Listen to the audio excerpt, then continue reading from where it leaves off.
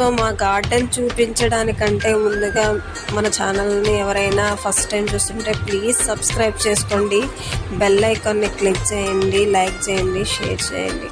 So ఇప్పుడైతే మన గార్డెన్లోకి అయితే వచ్చేసామండి. మన గార్డెన్లో చాలా రోజ్ ఫ్లవర్స్ అయితే ఉన్నాయన్నమాట. రోసెసే చాలా ఆల్మోస్ట్ ఆల్ అవే ఎక్కువ ఉన్నాయి.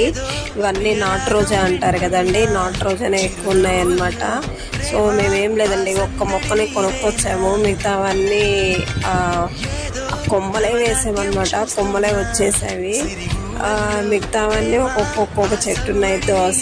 దోసలో కలర్స్, నెక్స్ట్ ఉసిరి చెట్టు చూడండి బాగా, ఇది కొంచెం పెద్ద కాయలు కాసిన తర్వాత మళ్ళీ మీకు వీడియో చూపిస్తాను. మా అత్తమ్మ అయితే ఎర్లీ మార్నింగ్ ఈ ఫ్లవర్స్ అన్ని కోసుకొని వచ్చి దేవుడికి పెడతారనమాట. మీ ఇంట్లో కూడా మీ అత్తమ్మలు ఇలాగనే ఎర్లీ మార్నింగ్ లేచి దేవుడికి పెడతారా? కమెంట్ చేయండి, చూద్దాము ఎంతమంది పెడతారు.